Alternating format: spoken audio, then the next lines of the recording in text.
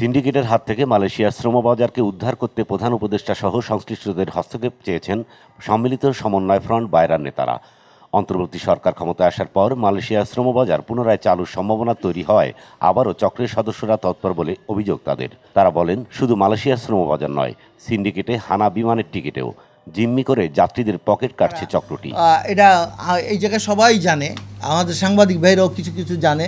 তা আমরা এটা জাতির কাছে, বিবেকের কাছে তুলে ধরতে চাই যে আমাদের দেশ থেকে সৌদি আরব যাইতে গেলে এখন 90,000 টাকা নাকি ভাড়া, 90-95 হয়ে গেছে।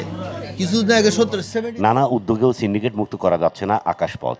সুকৌশলে সিন্ডিকেট গড়ে তুলে জিম্মি করে যাত্রীদের পকেট কাটছে তারা। শুধু তাই নয়, টিকিট সিন্ডিকেটের ফাঁদে পড়ে অসহায় মধ্যপ্রাচ্যের বিভিন্ন দেশে থাকা প্রবাসী শ্রমিক ও অন্যান্য যাত্রীরা। একটা ভিসার জন্য একটা মালিক আমার দুটা বছর যেতে পারতেছে না। এখন এই ভিসাগুলা এই কারণে আমাদের দেশ থেকে বাইরে চলে যাচ্ছে। এইটা অলরেডি শুরু হয়ে গেছে। আর যারা ভিসা আনছে তারা তো বেকায়দা, তারা ম্যান পাওয়ার করতে পারতেছে না। আমাদেরকে আশ্বাস দিচ্ছে, আপনারা যান একক ভিসার, আমরা বিএমএটি ছাড়পত্র দিয়ে দেবো। আমরা আসার পরে এটা আবার বন্ধ করে দিচ্ছে।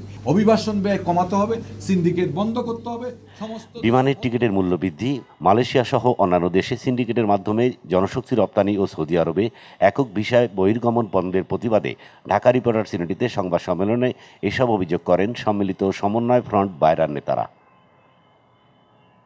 সিন্ডিকেটকে দ্রুত দমনের দাবি তাদের।